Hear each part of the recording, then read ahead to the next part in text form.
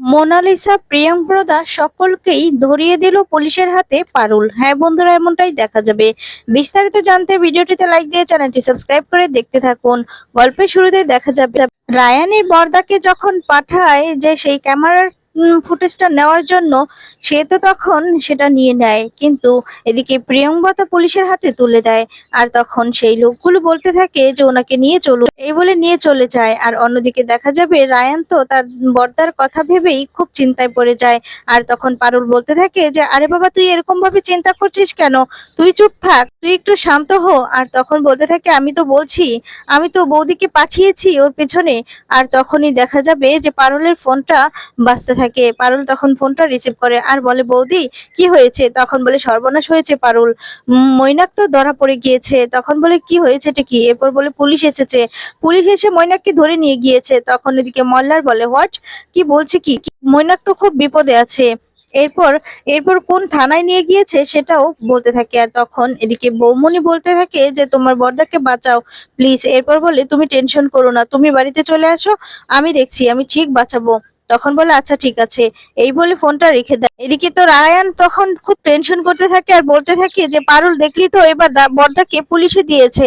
আর তখন বলে আরে বাবা রায়ান, এভাবে টেনশন করে তো কোনো লাভ হবে না, তাই না? আমাদেরকে কিছু একটা করতে হবে। সিচুয়েশন যাই হোক না কেন, আমাদেরকে একটা না একটা উপায় বের করতেই হবে। এরপর বলতে থাকে যে পারুল তুই কি করে দাদাকে বাঁচাবি? প্রিয়ঙ্বতার মানুষ, ওর মতো মানুষ দাদাকে পুলিশে দিয়েছে। তখন বলে আরে বাবা তুই টেনশন করিস না, বলেছি তো একটা ব্যবস্থা হবে।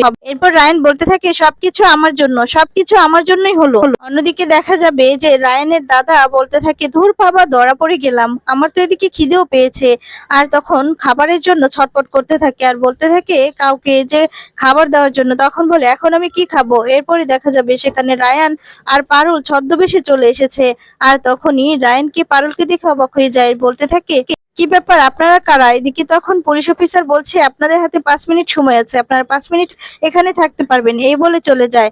আর তখন পারুল বলতে থাকে যে কি হলো দাদা, আপনাকে, আপনার কি খিদে পেয়েছে? আর তখন বলে আচ্ছা ঠাকুমা, আপনি আমাকে দাদা বলছেন কেন? তখন বলে দাদা আমি পারুল বলছি। তখন বলে পারুল, রায়ান তোরা এসেছিস? আর তখন বলে আস্তে। এরপর বলতে থাকে যে কাজটা তো হলো না, উল্টো তুমি ধরা পড়ে গেলে। আর তখন বলে যে তোমাকে আমি কথা দিয়েছি যে আমি কাজটা করব, আর কাজটা হবে না, আসলে আমি কাজটা করে এসেছি, এই নাও। এই বলে সেই সিসিটিভি ফুটেজের ভিডিওটা তুলে তুলে দেয়। তখন পারুল তো খুব খুশি হয়ে যায়, পারুল খুশি হয়েই রায়ানকে জড়িয়ে ধরে।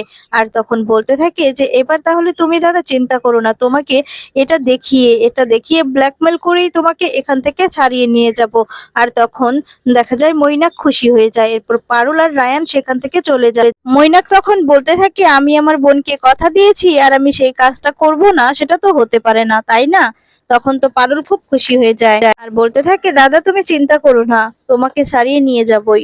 আর তখন এই বলে সেখান থেকে চলে যায়। অন্যদিকে দেখা যাবে যে মোনালিসা প্রিয়ঙ্বদা ওদের সাথে কথা বলতে থাকে একসঙ্গে। আর তখন বলতে থাকে যে আজকের পার্টির কথা কি ভুলে গিয়েছিস?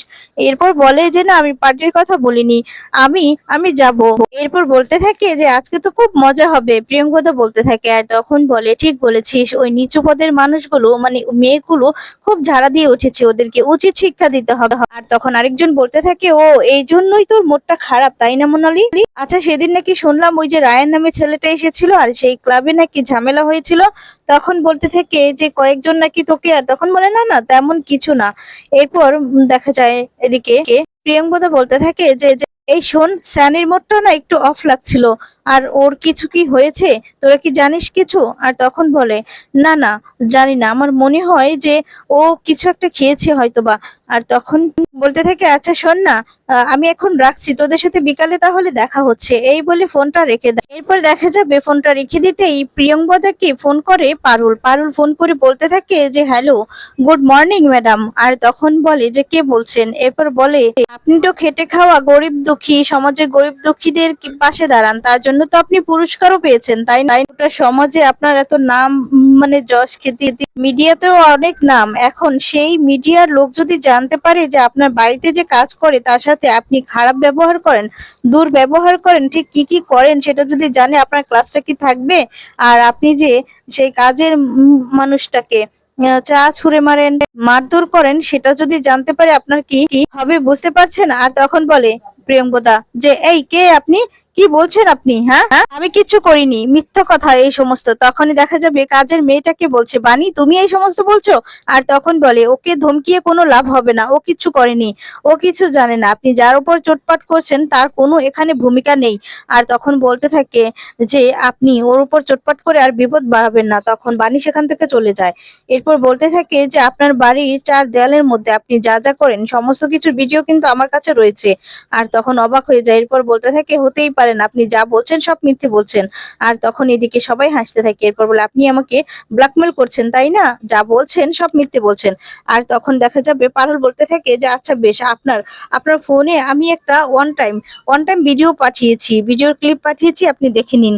তখনই সেই ভিডিওটা প্রিয়ঙ্বদা দেখে তো চমকে যায়।